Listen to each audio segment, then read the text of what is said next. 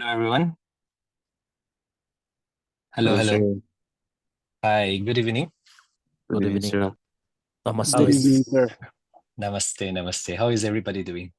How are you? Doing great, sir. Okay, Mr. Tata Nimok. Good to see you here this evening as well. Thank you everybody for joining in, and you're all welcome to today's current affairs class. And then, yep, let us, since today is Sunday, let us start off with a Bible verse, shall we? So Psalm 37 verse 5 says, commit everything you do to the Lord, trust him, and he will help you. Let us all keep this in mind. Now, today we will discuss the union budget, all right? I believe every one of you must be hearing the news as well as reading articles on it. So we will try to understand in brief what the union budget is all about and what are the provisions that have been emphasized in the Union Budget 2025? Now, the key constitutional provision of the Union Budget is in Article 112, Part 4, President of India to present the annual financial statement for each financial year before both houses of Parliament. So when does the financial year start? Anybody in the country? The date on which the financial year would start. Anybody can answer? 1st April. 1st of April. Very good, very good. So, and the budget is a statement of the estimated receipts and expenditure of the government in a financial year. And the term budget is actually not mentioned anywhere in the Constitution, but the term that is mentioned is annual financial statement. So the budget is also the annual financial statement. All right. Now, moving on, the nodal body for preparing this budget. So it is prepared by the Budget Division under the Department of Economic Affairs, Ministry of Finance. And it is prepared in consultation with Niti Aayog and other concerned ministries. Okay. And the first budget of independent India was presented in 1974. And what are the major components of the budget? So it is an estimate of revenue and capital receipts. And it also talks about the ways and means to raise this revenue. All right. And it talks about the estimates of expenditure. And also it talks about the actual receipts, expenditures of closing financial year. All right. And economic or financial policy for the upcoming financial year. And till 2017, we all know that the government of India had two budgets, the railway budget and the general budget. But now there's only one budget called the budget. All right. So now some interesting trivia facts about the union budget. So the longest budget speech was spoken by Nirmala Sitharaman, who is the current finance minister of our country. So she spoke for 2.42 hours, and this while presenting the budget in 2020. So this is the longest speech, budget speech, okay? And the first budget speech, as I have mentioned, was on 26 November 1947. And it was, all right. Somebody has unmuted their audio. Okay. Now, so it was presented by the then Finance Minister, R.K. Shanmugam Chetty. And it was, and the first paperless budget. In 2021, the Union budget was India's first paperless budget presented digitally due to COVID-19 restrictions. Okay. And the maximum budgets by a finance minister. Morarji Desai holds the record for presenting 10 union budgets, the most by any finance ministers. So, and Nirmala Sitharaman has presented her 8th budget, okay? Now, and the first woman to present the budget was Indira Gandhi, who presented it in 1970 as the Prime Minister and Finance Minister. All right. So now, the Union Budget 2025. The theme of the budget is Sabka Vikas, which can be translated in English as development for all. So let us try to analyze and discuss some of the provisions, key provisions of the union budget. Our source of discussion is the PIB publication of the highlights of the union budget, right? The highlights of the union budget 2025 to 2026. Firstly, we will discuss the part A of the budget, and later on we'll discuss the part B. It is divided into two parts. So now, part A basically talks about the income and expenditure, all right? Income and expenditure of the government. So total receipts basically means income. All right. And total income of the government, which is excluding borrowings, other than borrowings. This income excludes the borrowings of the government. And total income is 34.96 lakh crore. So you can just keep this in mind, 34.96 lakh crore. All right. Now, and total expenditure is estimated as 50.65 lakh. This is expenditure, total expenditure. And then, so in a very simple sense, so income is roughly around 34 lakh crore and expenditure is roughly around 50 lakh crore. So you can keep this data in mind whenever you write some answers or so, you can just give the approximate figures of this, okay? So, and total tax receipt. The total tax receipts, that is income from the tax, is 28.37 lakh crore, okay? And so out of this income, 28 lakh crore is from taxation, okay? So the fiscal deficit is the fiscal deficit is in a very simple sense, it is the total amount of money that is needed to borrow. It shows the total amount of money that is needed to borrow. And the fiscal deficit is 4.4% of the GDP, okay? All right, now, how much is our total income? Our total income is 34 lakh crore and our total expenditure is 50 lakh crore. So this remaining amount that is arranged, right? It is arranged through borrowing. So expenditure is more than the income. So the remaining amount that is needed, right? So it will be financed through borrowings. So 14 lakh crore will be borrowed, all right? So three numbers you can keep in mind: 34.96, 50.65, and 14.82. So these are the three numbers that will help you in your exam if you memorize this. So, all right. And now we have the capital expenditure, which is called the CapEx. So CapEx, that is expenditure for asset creation, okay? For asset creation. Investment in infrastructures and everything else related to it. So this is going to be 11.21 lakh crore, and that is 3% of our expenditure. So we are spending 3% of our GDP in capital expenditure, okay? So these are important numbers. Direct questions can also be framed from this particular data. So just remember fiscal deficit, 4.4%, and CapEx, that is capital expenditure, 3.1%. All right. Now, let us look at where the government gets its money from, all right, and also where it spends this money. So when we talk about where the money for the government comes from, we see that it receives the major part of it from borrowings, okay? Borrowings, that is 1/4 of this total budget actually is from borrowings only. Total receipts is from borrowings, 1/4 of the entire amount. All right. And that comes to 24%. All right. So, okay. And the rest is 18% from GST and 19% and so on, right? Okay, so this is an important point to note in this regard is that till now, till 2024 to 2025 budget, the most expenditure was actually made on, okay, let's talk about, all right. Here. So the rupee goes to where does it spend? Where does the government spend its money?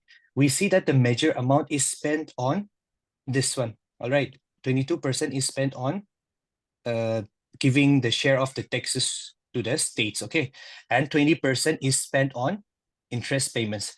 So till 2024 to 25, the government spent its most amount on this. So only from this year, we are spending. This is the second expenditure. All right. So that is all that we need to know from this, and we can also know. We also see that 16% is spent on central sector schemes. Central sector schemes means that 100% of these projects are being sponsored by the central government only. And there's also we have the centrally sponsored scheme. Centrally sponsored scheme, 60% at max, 60% at max is sponsored by the central government, and the rest 40% is chipped in by the state government only. Now, moving on, see, this is the expenditure on major items. We see that the most expenditure, which is around 4.9 lakh crores, is spent on defense and agriculture, 1.7 lakh crores. Education and health is only a meager amount of 1.2 and 98,000 lakh crores, which is actually low.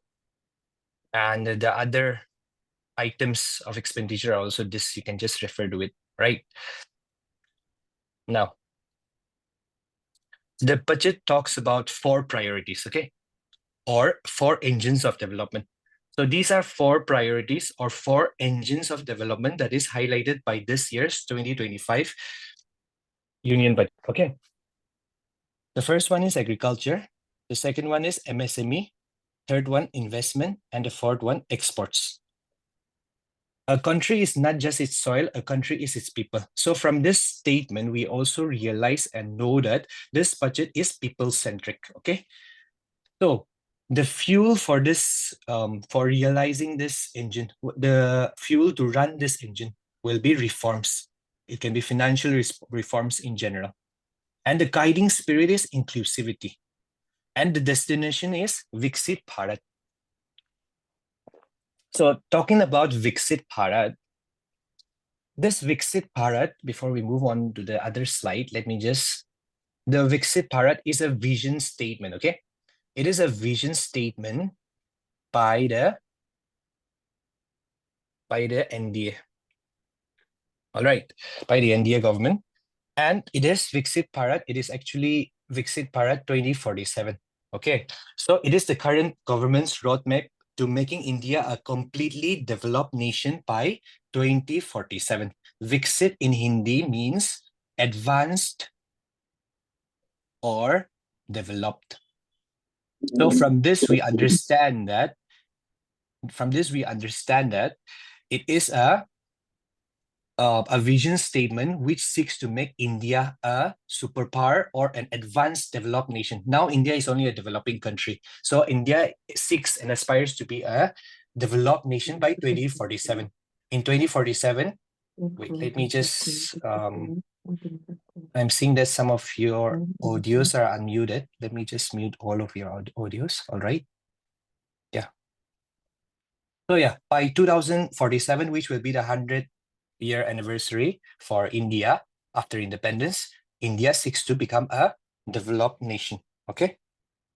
And the key component of this initiative is the ambitious goal of elevating India to the rank of a world third largest economy within the next 5 years, okay?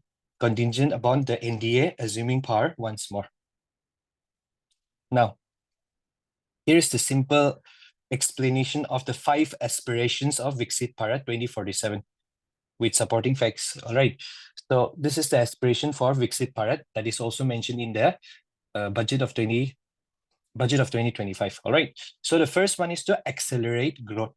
All right. So the goal is to make India's economy, right, grow faster so that businesses, jobs, and incomes increases for everybody. All right. And India's GDP, all right, is projected to reach 5 trillion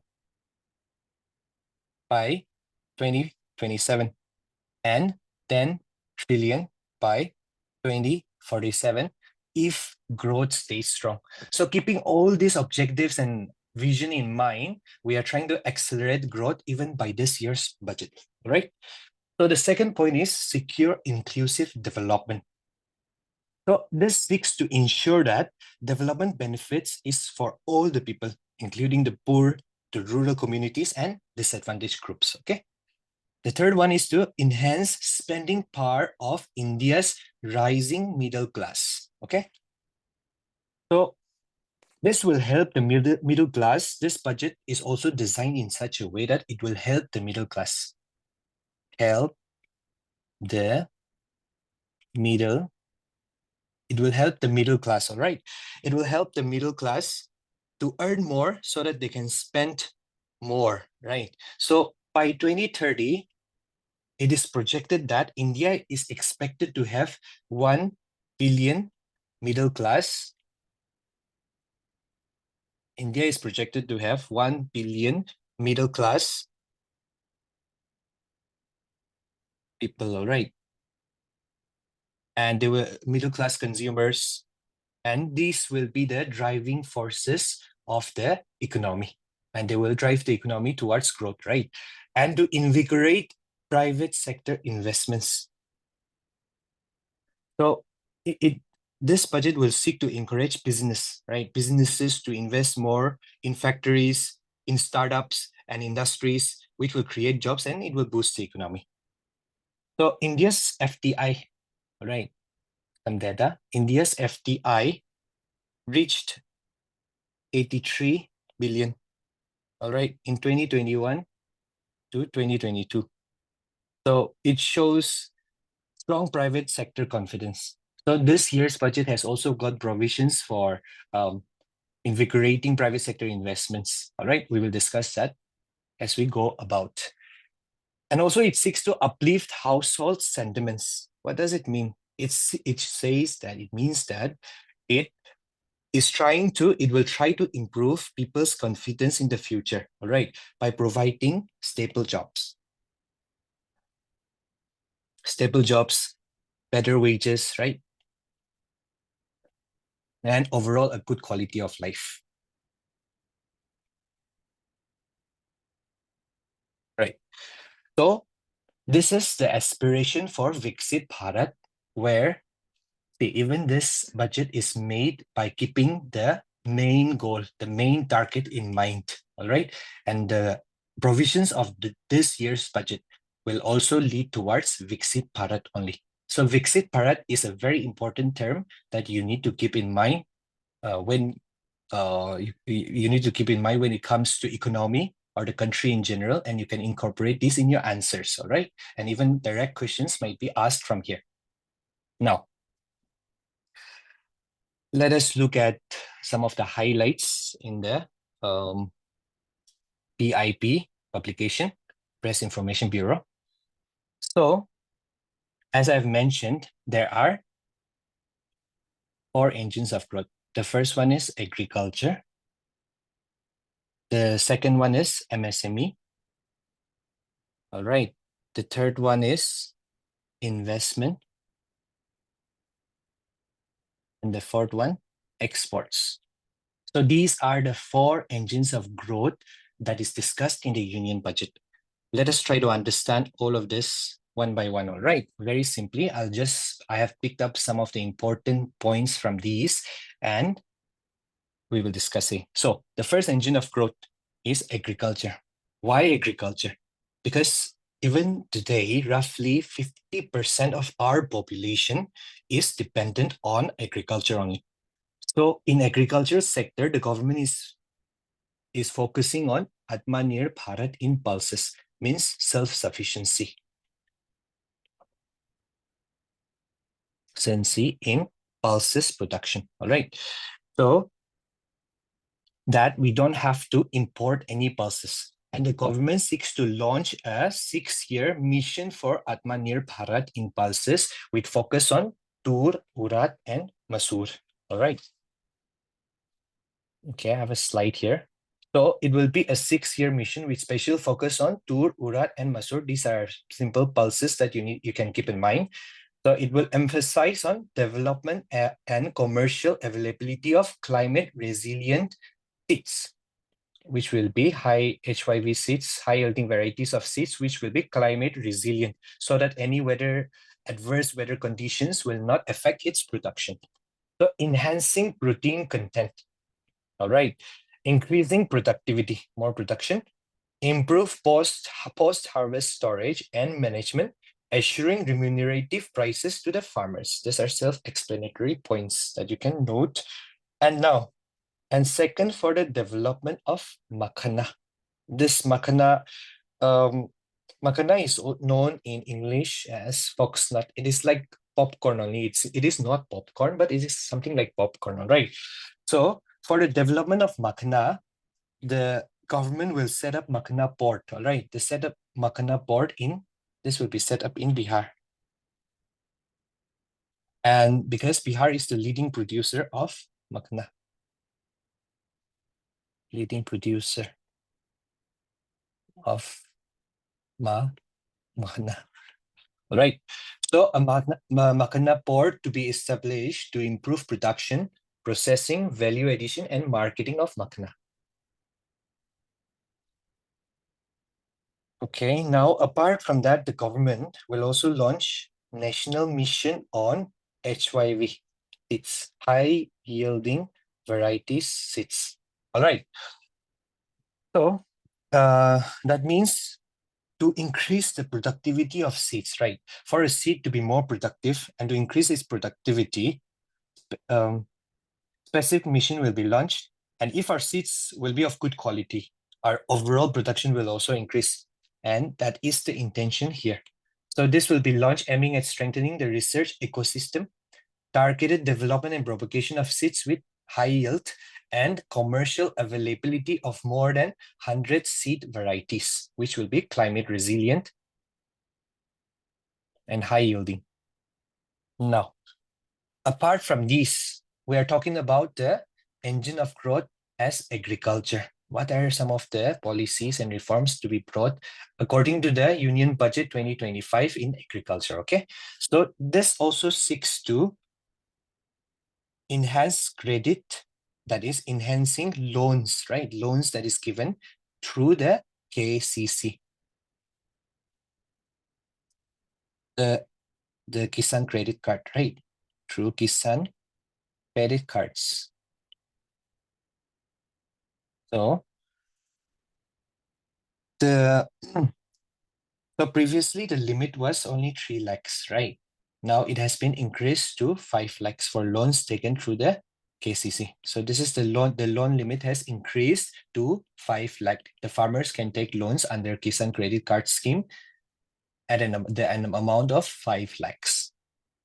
And also in addition to that, the government will also focus on setting up urea plants in Assam, to be specific, in Namrup, Assam, a plant with annual capacity of 12.7 lakh metric tons to be set up. All right, please keep this in mind as well. Now, moving on, the second engine is MSME. All right, MSME, which stands for micro, small, and medium enterprises. Now, the classification of MSME, let us first try to understand this, is based on two important things, okay? One is investment and the other one is turnover. Turnover matlab means how much you are getting or how much is the income, right? Total annual income. So basically, if the investment, yes, I believe we have a graph here. So this is the current one, okay, what we have in place right now or what we have been practicing till now. So if the investment is one crore, it was considered to be as micro enterprise. All right. And if the investment is 10 crore till 10 crore, it will be a small enterprise. If the investment is medium, above 50 crore, all right. So it will come under medium enterprises. Now the current one, the new MSME classification that has been brought by the budget is the threshold, the limit. What if it is still 5 crore, the investment is still 5 crore. All right, wait, when we are talking about turnover right now. If the turnover is 5 crore, all right, it will be considered as micro enterprises. 50 crore, it will be considered as small enterprises. 250, medium enterprises. All right, this was the old or current classification method, okay? Classification method. Now the revised or the new one that has been brought by the budget is, so micro investment of 2.5 crore till that will be micro. Investment till to 25 lakhs, 2.5 to 25 lakh will be small enterprises. Till 125 will be medium enterprises. And even for turnover, when you're talking about total income for the company or the enterprise, till 10 over of income will be considered as micro.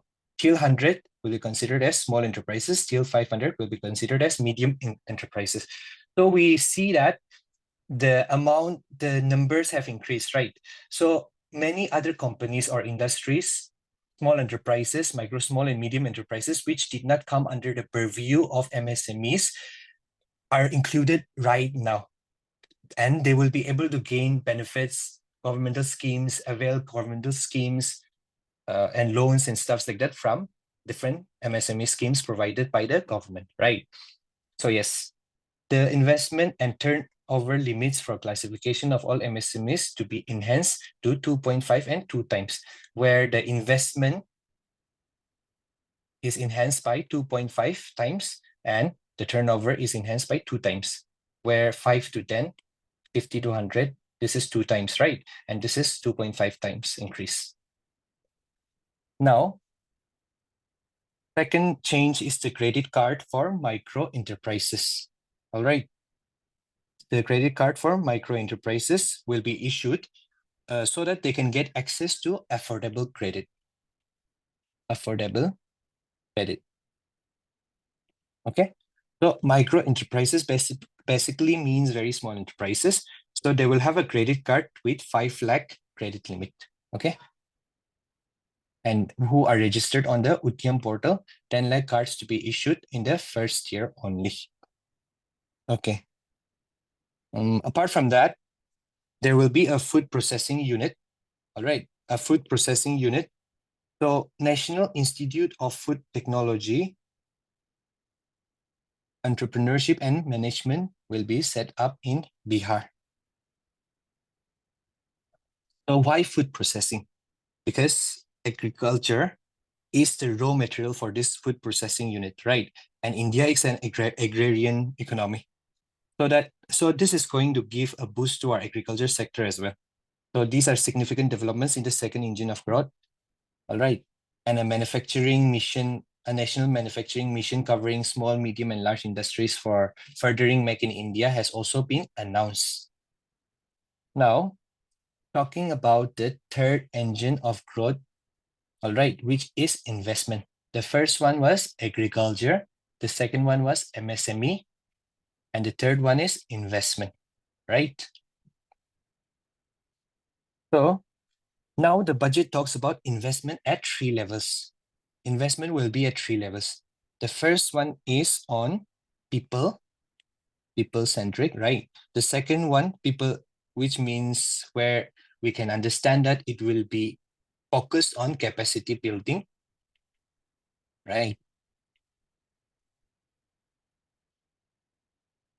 And second investment is in economy. That simply means focusing on building infrastructure and so on. And the third investment is in innovation. So investment will be done at these 3 levels, right? So just remember these 3 investments which are being specified, right? And for building capacity for the people part, the government will set up a center for excellence, all right, in artificial intelligence for education. That means to increase the capacity or for capacity building. Center of Excellence in Artificial Intelligence for Education will be set up with a total allocation of 500 crore. Okay. So first part of investment is in people. The second part is in economy. So the government is to provide here let's look at this. The government is going to provide 1.5 lakh crore to the states as a 50-year interest-free loan. Okay. And in this 50 years period of time, from the 1.5 lakh crore, which will be provided as loan from the center to the states for capital. Okay, there will be interest-free loans for a duration of 50 years. Till 50 years is passed, it will be interest-free on these loans provided by the states. Okay. And the states need to use this money for capital expenditure, for capex. Okay. And that is expenditure for what? Asset creation. For example, project infrastructure, development projects, and incentives for other reforms, right? And the third, investment in innovation. Okay, infrastructure related ministries to come up with a 3-year pipeline projects in PPP mode, states also encouraged. So this will just come under this only. Now, the third investment is in innovation. And for this purpose, 20,000 crore to be allocated to implement private sector driven research, development, and innovation initiative announced in the July budget. All right. Apart from that, the government will also focus on Gyan Bharatam mission. All right. So in a very simple sense, our manuscript heritage, right? Manuscript heritage and our historical facts and things will be preserved. And this mission will focus on the conservation of our manuscripts, conservation of manuscripts. So Gyan Bharat mission for survey, documentation, and conservation of our manuscript heritage with academic institutions, museums, libraries, and private collectors to be undertaken to cover more than 1 crore manuscripts has been announced, right? Now, coming to the fourth pillar of development. So, the first pillar, as we have discussed, was agriculture. Second was MSME, agriculture. Second was MSME. Third, investment. And the fourth and the last pillar, last engine of growth or development is exports.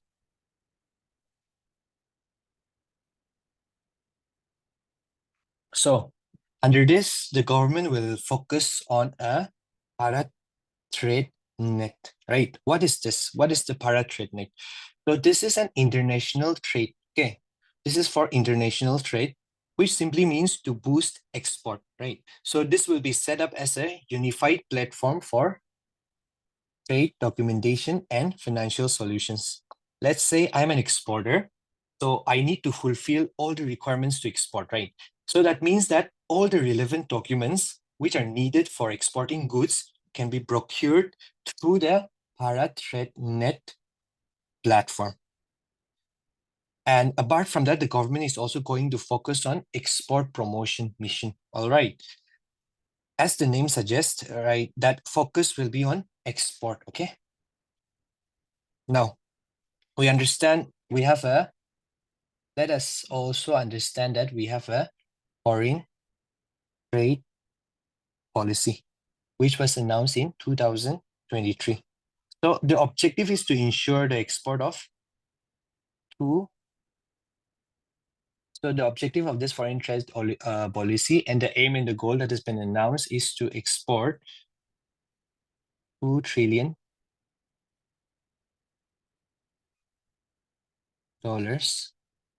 export worth $2 trillion by 2030.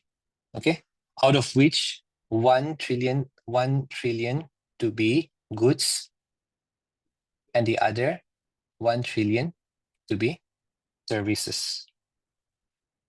Okay, so we have now discussed the 4 pillars of development. All right. Now the government has also specified. So this will be the engine, right? Whatever we have discussed right now is the engine. In order to run the engine, we need fuel, right? So very quickly and briefly, reforms as fuel. And the reforms will be in financial sector reforms and developmental reforms. So the FDI, the foreign direct investment in insurance sector, all right. So the FDI limit for the insurance sector earlier till today, till date, till the Union Budget 2025 was 74%, all right. Foreign direct investments in insurance sector, but it has now been increased to 100% for those companies which can invest their entire premium in India, okay? So this will increase the, excuse me. So this will increase the penetration of insurance in our country. Apart from this, a friendliness index for states has also been announced. So an investment friendliness index to be launched in 2025 to further the spirit of competitive cooperative federalism. All right. So in a very simple sense, those states which have implemented reforms, right, to attract more and more investment, this index will rank the states accordingly. Okay, so if any state is performing good in this particular index, it means that the state has taken initiatives, all right? It means that the state has taken initiatives to attract more investment, by simplifying rules and more investment by simplifying rules and regulations. Simplified, right? So yeah. So this is the fuel that will be used as the driving force for the engine of development. Now, the last part, the part B. Everyone must have seen this. It is going viral on social media only. Our finance minister announcing that the tax.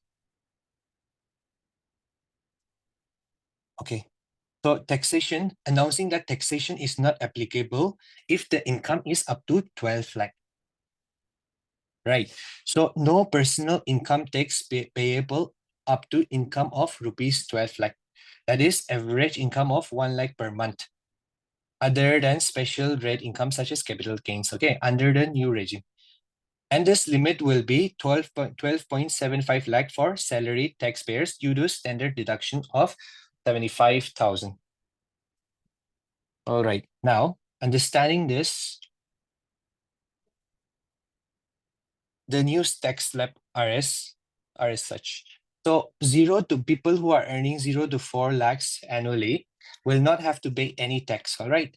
4 to 8 lakhs have to pay a tax of 5%, 8 to 12, 10%, 12 to 16, 15%, 16 to 20, 20%, 20 to 24, 25%, and above 24 lakhs, they will have to pay 30% of income tax. So till today, the current tax slab was that if you were earning more than 7 lakhs, all right, the threshold was 7 lakh. Till 7 lakh, you did not have to pay any taxes, income tax to the government, but beyond 7 lakh, you had to pay. So the current threshold that has been set is 12.75 lakhs. So this is a very huge increase, right? And it also means that if you are, for example, if you're earning 15 lakh in a month, okay, according to the new tax regime, if you are earning 15 lakh in a month, the first 0 to 4 lakhs of this 15 lakh will not be taxed, okay? And the 4 to 8 lakh, which is a total of 4 lakh, this will be taxed. So total tax in that 4 lakh will be 5%. So it will come to 20,000, right? 5% of, no, right, yes, 20,000, 5% of 4 lakh. And for the next 8 to 12 lakh, you have to pay 10% of tax, which is 40,000, right? And for the next 12 to, for the next amount, you have to pay 45,000, right? So it comes around 1,05,000, right? This is the amount of tax that you have to pay in this new tax regime. All right. So talking about the advantages. All right.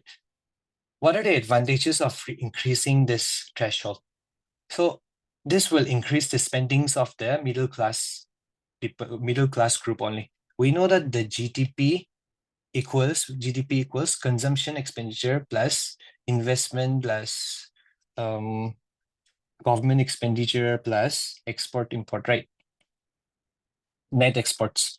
So by increasing this threshold, this consumption will increase. And economic experts are of the opinion that consumption expenditure is the driving force of increasing in GDP. So when they have more disposable income in their hands, disposable income means that the income that is in your hands after deduction of all taxes, right? So the disposable income that is in your hand will increase. So you will consume more, and consuming more will lead to more production, and more production will lead to more job generation and everything. So indirectly, it will increase the GDP only. So the advantages of this tax revamp is that it will boost economic growth because more money will be in the hands of the people. It will encourage business and job creation because companies will obviously invest more because there is more demand for commodities.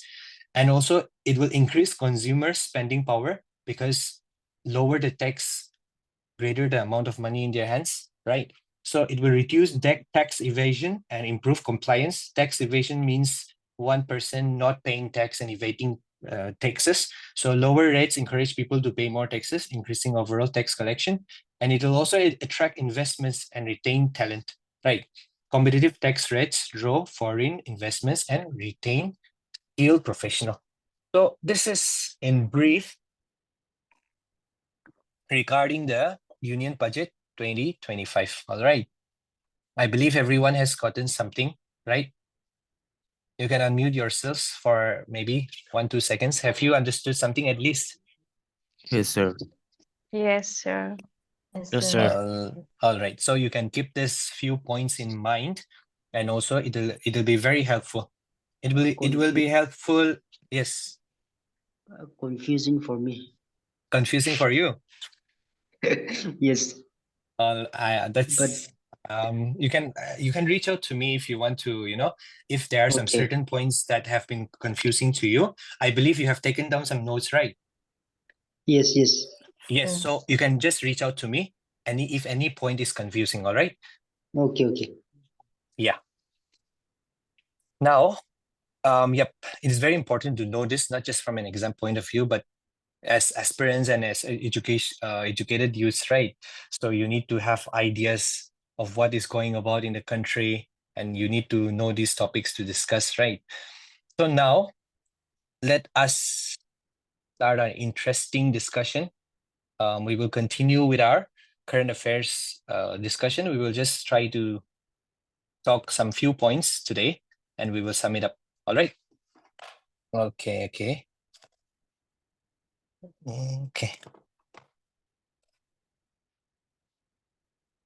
Now, till yesterday, we have discussed till point 10, right?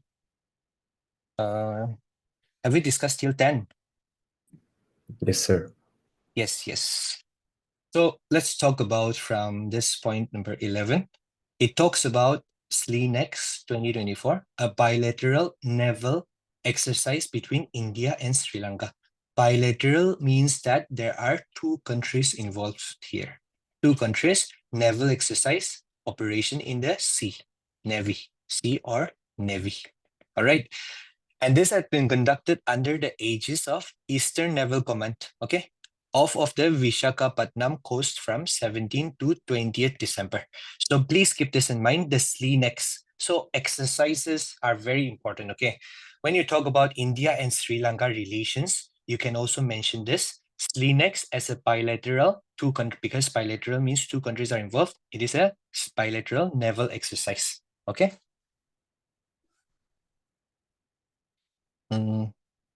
Let me not go into the detail. Okay, talking about the focus of this is that the focus of this is on maritime cooperation. When you're writing exams, you can use these words like maritime cooperation, interoperability, right? Ability. All these are important points that you can use, all right? Joint operations in fighting piracy and all, right? Search and rescue operations. So now the significance is of this kind of operations is that it will strengthen ties and it will enhance regional security. Okay. Now the first one was on Navy, a bilateral exercise, 2 countries. The second one, point number 12 here, we see that it is a trilateral air combat exercise. Trilateral meaning 3 countries. What are the 3 countries? Here we have India, France, and UAE. These are the 3 countries. Okay. And the exercise is named Desert Night. And where is it taken? Over the Arabian Sea. Okay. So Desert Night is an air combat exercise. Okay. Air combat exercise. And it is taken up by 3 countries, trilateral exercise, India, France, and UAE. Please keep these in mind. It is very important from your exam point of view. Indian Air Force conducted exercise Desert Night along with French Air and Space Force and UAE Air Force. Now, let's just move on to the next article. Okay, so this is like trilateral cooperation that we talked about, right? And when you talk about the Arabian Sea is a very strategic location, right? So the location of the exercise, this exercise highlights the strategic importance of the Arabian Sea as well, and for maritime security and trade. Okay.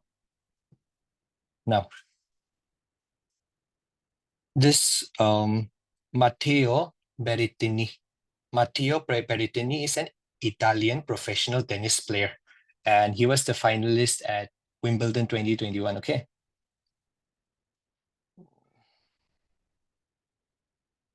Wimbledon, finalist at Wimbledon 2021. So he has been appointed as the first tennis ambassador, all right, for the Saudi Arabia Public Investment Fund. These names can also be important. Matteo Berrettini, Saudi Arabia Public Investment Fund. So his role focuses on nurturing young talents.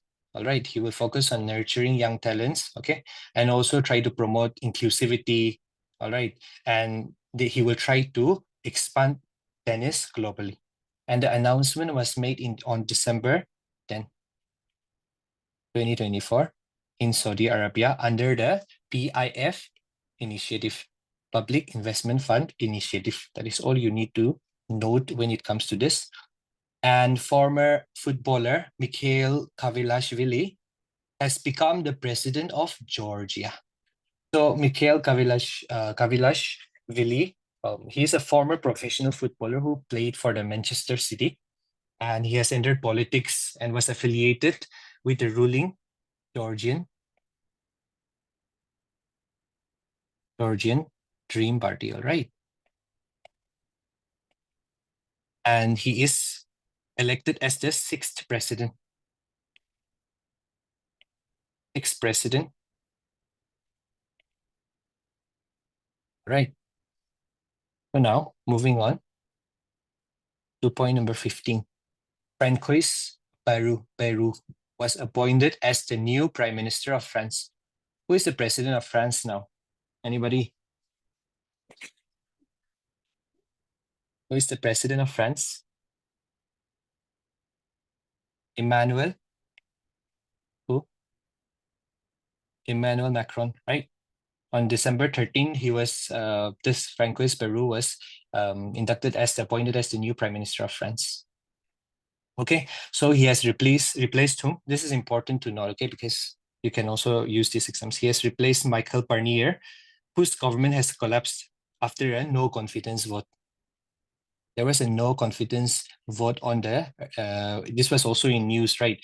No confidence vote on the previous Prime Minister, who was Michel Barnier. And it was due to opposition to controversial budget cuts, like 60 million deficit reduction proposal. And then Bayrou is the 6th Prime Minister under Macron, okay? He's the 6th Prime Minister under Emmanuel Macron, the president. Now, the next point is about Chinese astronauts, Hai Zhuje and Song Lingdong, who have set a new world record for the longest single spacewalk in December. And what is the duration? The duration of this spacewalk lasted for 9 hours and 9 minutes. Okay. So the previous record was held by James Voss and Susan Helms in 2001 during the mission to the International Space Station. So you can keep these facts in mind for GK. All right. For your answers in prelims. And anything important? Okay. The astronauts wore second generation Phaeton spacesuits. So if you see the word Phaeton, what does it mean? They are space suits, right? And they are designed for up to 8 to 9 hours of external work. Or for this, you can also use the word as it actually means extra vehicular activity,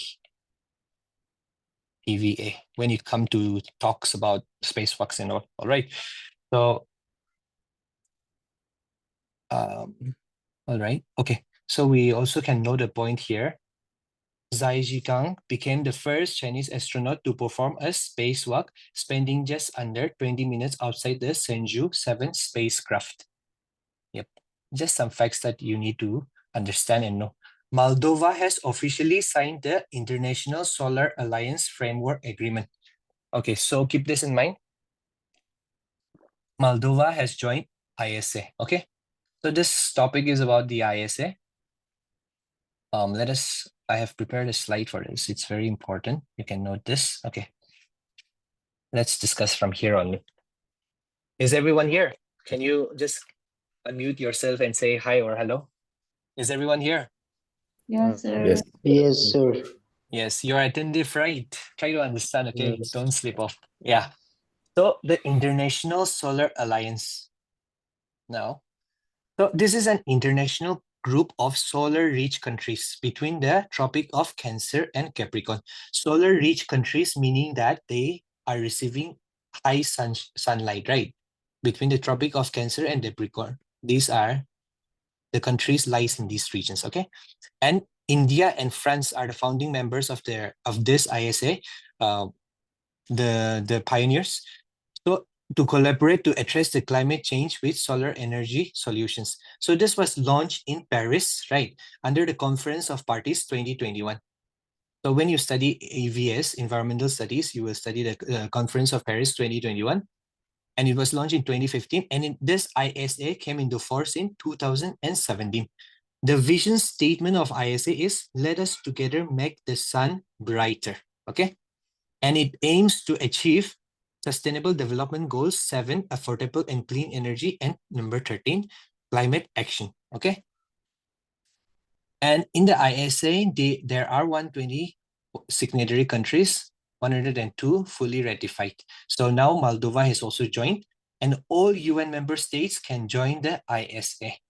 Non-tropical countries can also join, but lack voting rights. Non-tropical countries, these are the tropical countries. Even countries from here can join these ISA, but they do not have voting rights.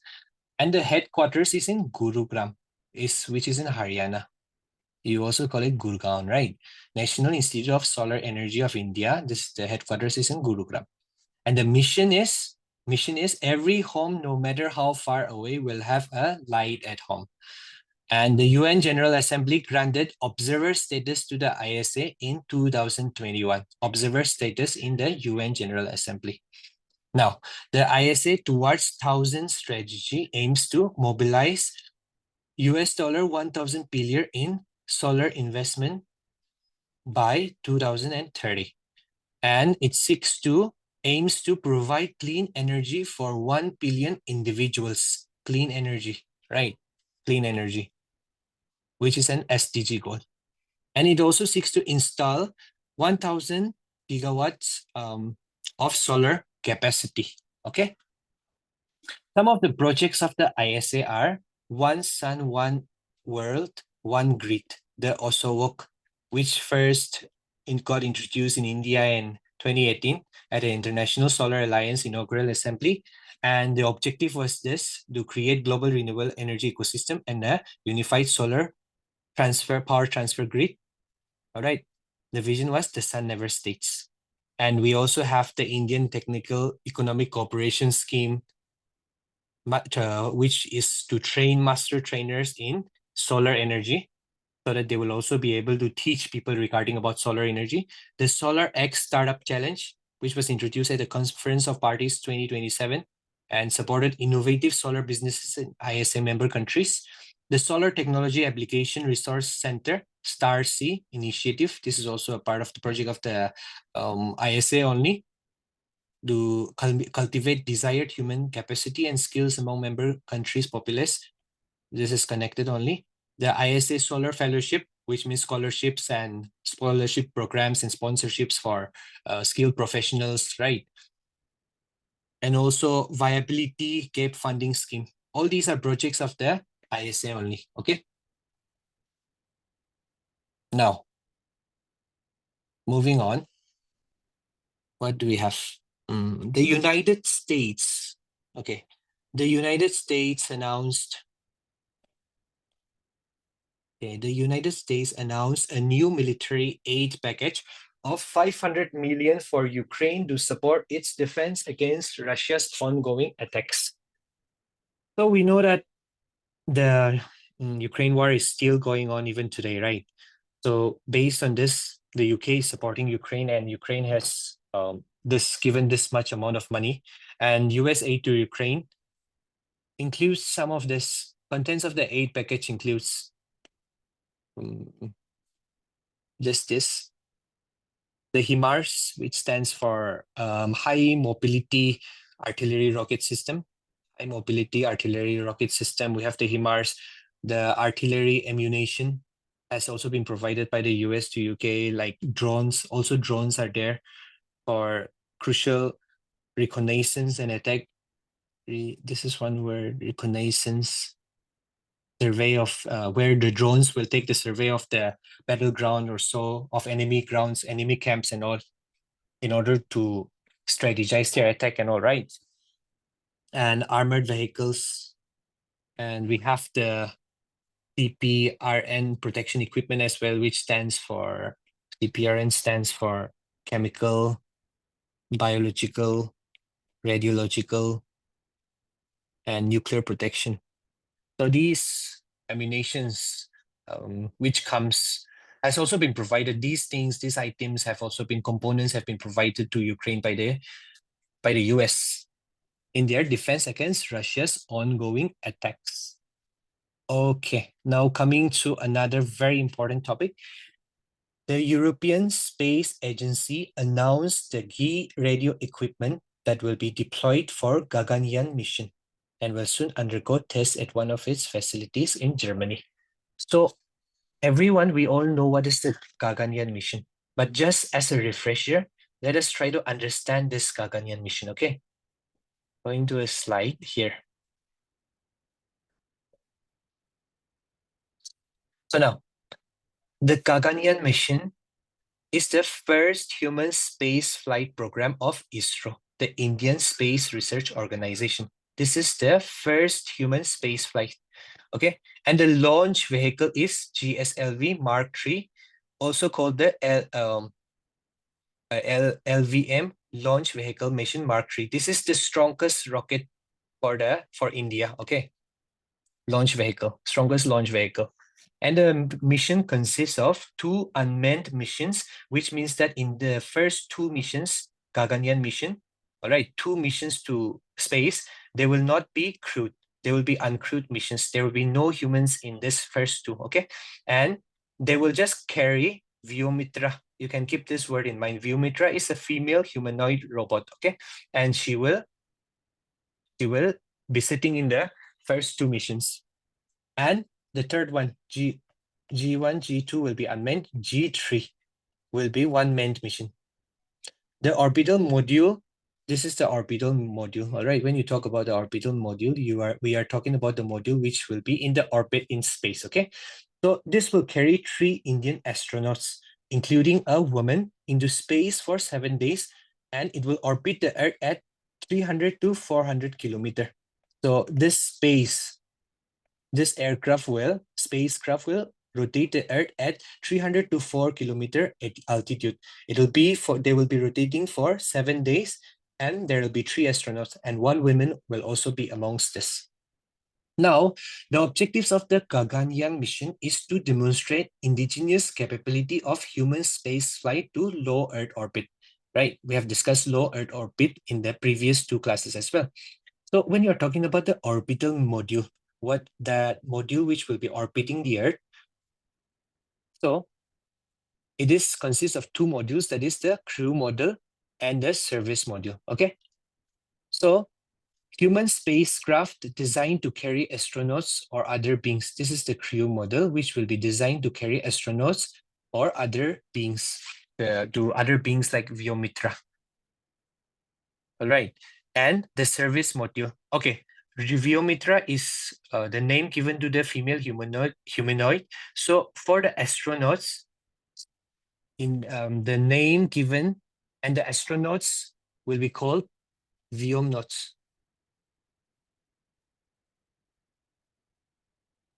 Nauts, Vyomnauts, all right? Okay, so for the service module, it will support the crew module. This one will support the crew module, which will be attached to this. All right, and it is powered by liquid propellant engines, okay? A liquid propellant engine is a type of rocket engine, okay, that uses liquid fuel. So when you're talking about liquid propellant engines, just know that it uses liquid fuel and an oxidizer, which is also an important component in rocket engines only, to generate thrust. So the pressure, the thrust will be generated by a liquid fuel and an oxidizer, okay? And this liquid propellant engines, they are very useful and they are very common, widely used, because it can be controlled and restarted during flight. So whenever you are going about, you can even, if it stops also, you can restart this, okay? Now, talking about the LVM, Launch Vehicle Mark III, or the GSLV Mark III. GSLV Mark III. This is the strongest rocket engine or the launch engine of India, all right? India will be the 4th nation to launch a human space flight mission. So USA, Russia, and China, these 3 countries have already sent human beings to the space, okay? Russia and France are cooperating with India for the Gaganyaan mission, all right? The Gaganyaan mission will be helped by Russia and France as well. Astronauts selected for the Gaganyaan mission will train where? They will be trained in Russia, okay? So the human-rated LVM, the launch vehicle Mark III. So this is a 3-stage, excuse me. Yeah. So this is a 3-stage vehicle with 110 crore. Okay. So this is a 3-stage vehicle. Just know that, okay? Which means that there will be 3 stages: the first stage, the second stage, and the third stage. When you are flying the rocket, the first stage will be used. And when this runs out after being shot up to a certain altitude, this will fall off. And the second part will be used after a certain while. This will fall out. And the last one, where the payload is at. When you talk about spacecrafts, the word payload is very important. Payload. All right. So this will be the last. So it is a 3-stage vehicle, which means that there will be 3 stages. Upper stage will be cryogenic fueled with a propellant loading of 25 tons. Right, cryogenic, when you talk about in the context of space technology, cryogenic means cryogenic engines use liquid oxygen and liquid hydrogen. Just keep this in mind. Cryogenic engines, they use liquid oxygen and liquid hydrogen as fuel, okay? And they are stored at cryogenic temperatures, very low temperatures, below 150 degrees Celsius and stuff like that, okay? Cryogenic means very low temperature. And the first part, second part, and third stages, right? So they will consist of crew escape system to ensure that crew is taken to safe distance in case of emergency. Obviously, there has to be a crew, escape system, right? Another examples of these three-stage engines are like the PSLV, which stands for Polar Satellite Launch Vehicle, right? Which is used for launching satellites, small satellites and all. And the GSLV, the Geosynchronous Launch Vehicle, LVM is also known as the GSLV only, right? And we have the Saturn V of NASA, which is used for the Apollo moon missions. The Apollo moon missions. So these also use three-stage vehicle, okay? So I believe that sums up the required information and the understanding for Gaganyaan. All right. So, okay, it will involve two. See, I've already discussed these points in that already. Okay, Vyom notes. The point about Vyom notes is here also. India plans to call its astronauts Vyom notes since Vyom, the word Vyom in Sanskrit means space. Space notes. Vyom notes. All right. Now, how is the European agency is supporting? So the European agency is supporting by providing ground tracking support, right? Ground tracking support. And also we have read here that European agency will deploy key radio equipments, right? And key radio equipments will be used for reliable communication, for communication during the mission only. So these are some of the support that has been also Kourou station will assist with tracking using. You don't need to keep all this in mind. Even Kourou station you can keep in mind. ESA's Kourou station will also be provided for the Gaganyaan, and they will also provide ground tracking support, and key radio equipments will be provided to India for the Gaganyaan mission by the European Space Agency. Okay. Now let us discuss. Okay, let's try to complete these three topics. Okay. This is also a very important topic. I've prepared a slide for us all. The Chinese government granted approval. Okay, this is very important. Please listen carefully. The Chinese government granted approval to build the Metok hydropower station on the lower reaches of the Yarlung Tsangpo River, which is the Brahmaputra River, where it is expected to generate 300 billion kilowatt hours of power annually. Okay, so today from here we will talk about the Metok hydropower station. Okay, the Metok hydropower station, which is also very controversial, which comes about in the news, and this can also be a very important topic of discussion when it comes to exam preparation. All right, so okay, so this is the Metok project. Okay, this is the hydropower project that is being planned to be installed in Metok. So Metok. Okay, this is a proposed Chinese project to build the world's largest hydroelectric dam over the Yarlung Tsangpo. Yarlung Tsangpo is the name for Brahmaputra in Tibet, okay? River in Tibet close to the Arunachal Pradesh border. So this is important for us because it is close to Arunachal Pradesh border. So the proposed dam will be built in Metok County, where the Metok County is in Tibet. Okay, Metok County is a region in Tibet where the Yarlung Tsangpo Brahmaputra Grand Canyon. This is the Yarlung Tsangpo Brahmaputra Grand Canyon. Okay, I'll talk about this as well. This is known as a gradment.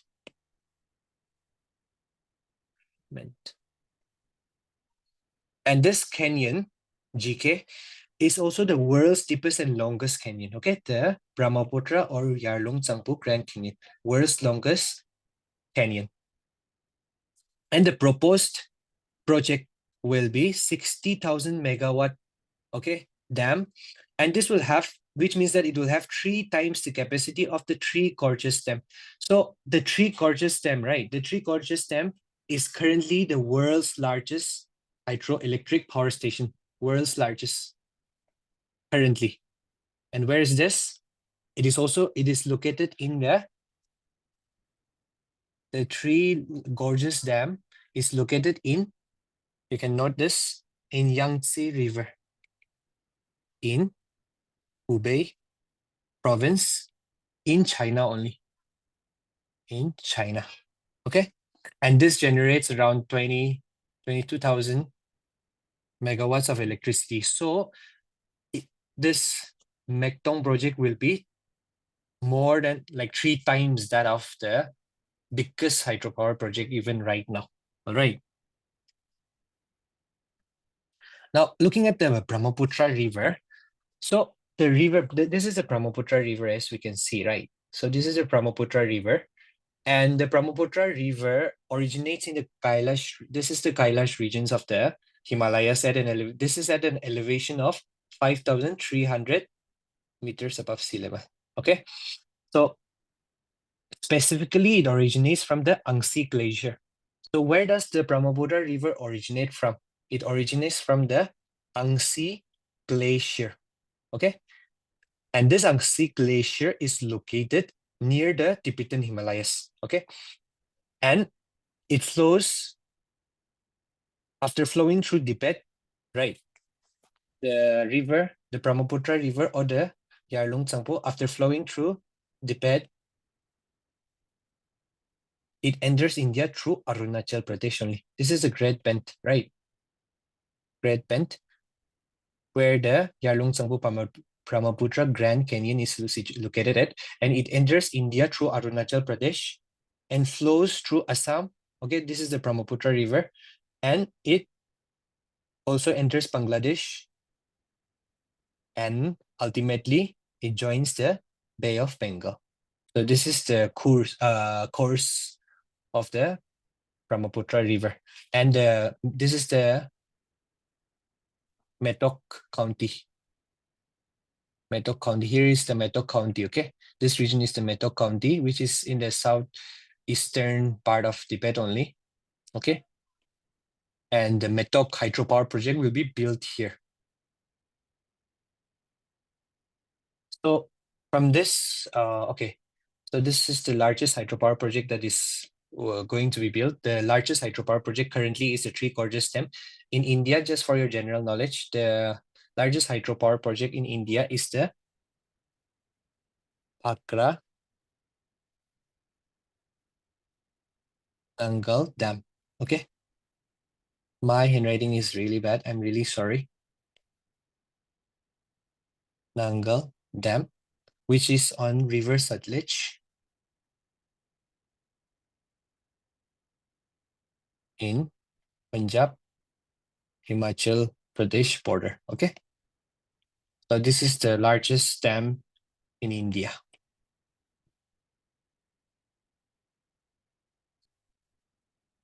Now, moving on to the next article. Okay. So the previous president of America, Joe Biden, has signed the legislation designating the bald eagle as the official national bird of the United States. Okay, so this is the bald eagle, right? Very beautiful bird. So this is the national bird. It has been designated as the national bird of the United States. So when you are talking about animals and all, their scientific terms are very important. So the bald eagle's scientific name is the Haliaeetus leucocephalus. All right, Haliaeetus leucocephalus. So when you would see this term or this word, this name in exam, it is about the bald eagle. And it is the only eagle solely native to America. Okay. And it has been the national emblem of the United States. When you look at the national emblem of the United States, it is the bald eagle only and it is there since 1782. Okay.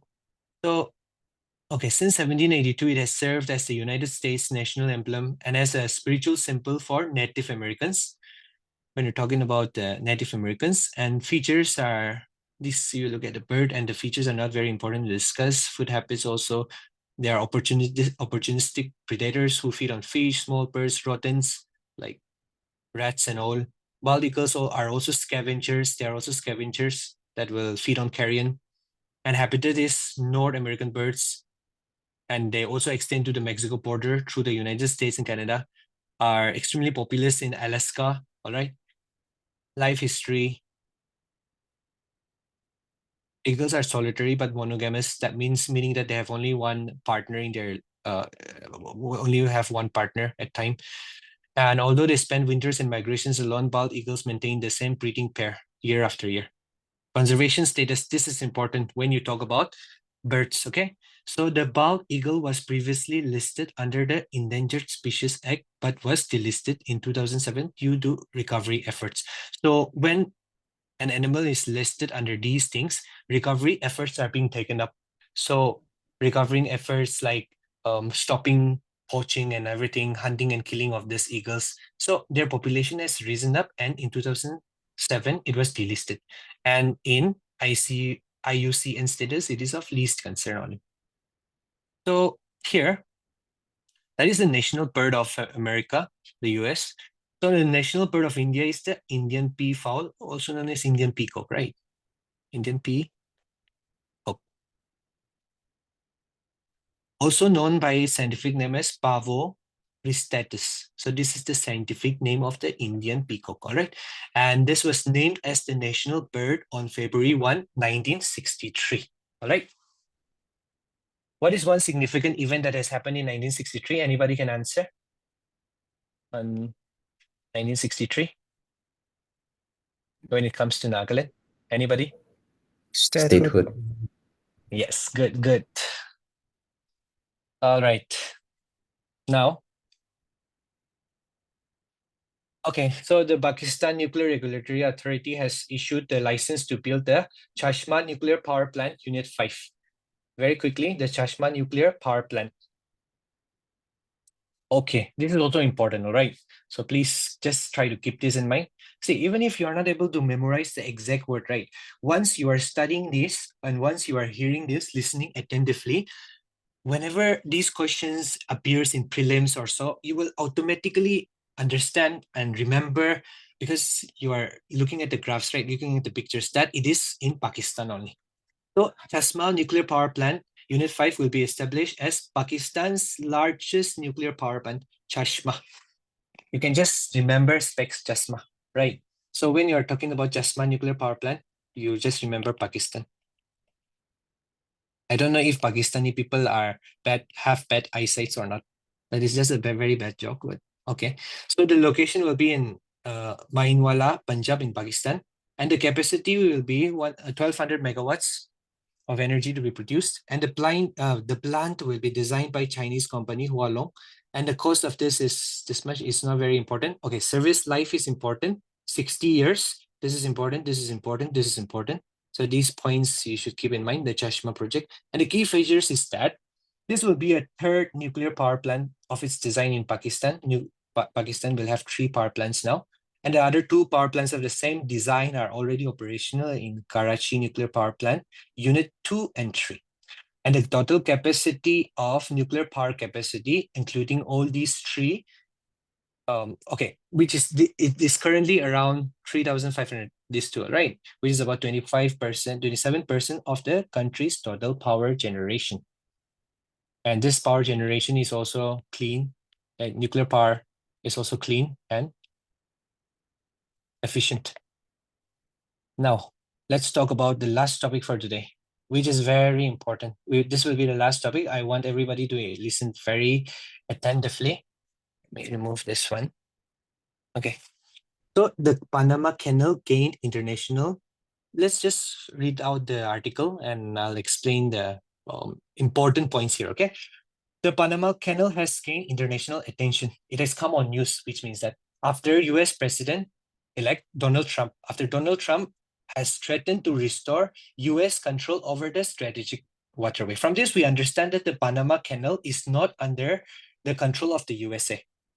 So President Donald Trump is saying that he will restore control of the Panama Canal.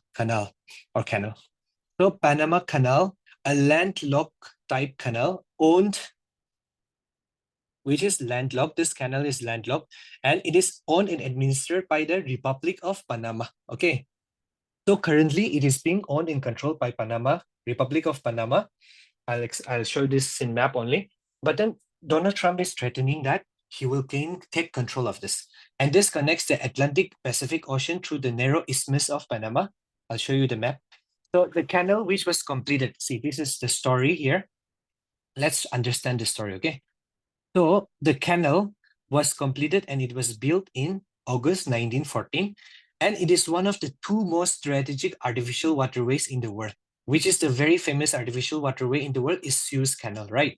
Which is very strategic and important when it comes to maritime transport and also carrying goods and cargo through Navy, through the ocean. So from its opening in 1914, we're talking about the Panama Canal. From the opening of the Panama Canal in 1914 until 1979, the Panama Canal was controlled only by the United States, which built it. So the Panama Canal, so if this is the Isthmus of Panama, this is the canal, right? Where a canal is built. Like if this is land, you cut the land and you build a canal so that ships can go through. This is basically what is meant by canals, right? So this canal was built by the United States. But in 1979, however, control of the canal passed to the Panama Canal Commission, a joint agency of the United States and the Republic of Panama.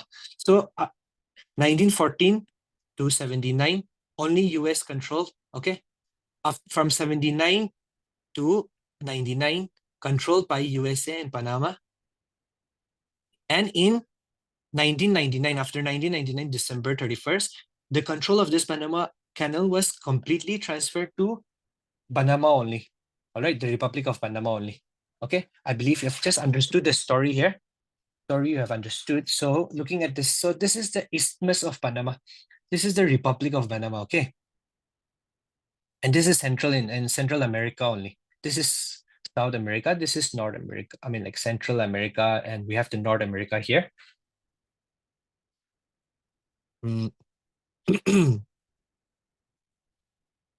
Wait.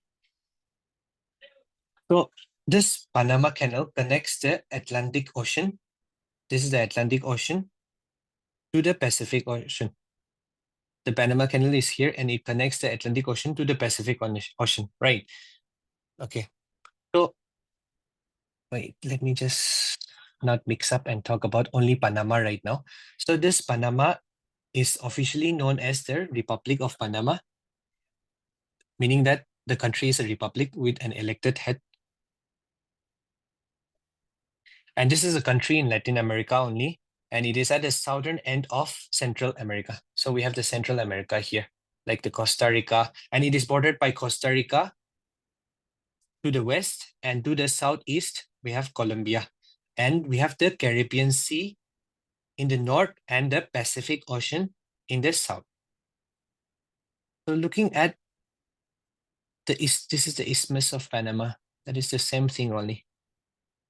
So now coming to this graph, yes, this is very important. So this Panama Canal, right? This is an, okay, let's just throw the canal here. So this is an this is 82 kilometers, and this is an artificial 82 kilometers, right? The Panama Canal is 82 kilometers, and it is an artificial waterway, which means that it is built by human beings only. So this land has been cut and human beings have built a canal. I'll explain you the reason why. And it connects the Atlantic Ocean to the Pacific Ocean, okay?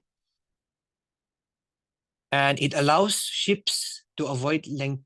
Okay, so, okay, why was the Panama Canal made? In simple words, if you just look at the graph, so earlier for the United States, it was built in 1914 by the USA only, right? So earlier for USA to transport cargo transportation is best done in ships, right? In huge cargo ships.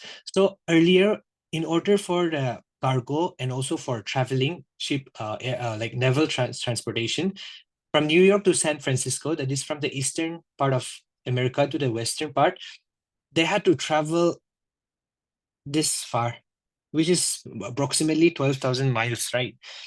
And we have they have to travel. This is the Cape. What is this? This is the Cape Horn, right? The southernmost point of the South America.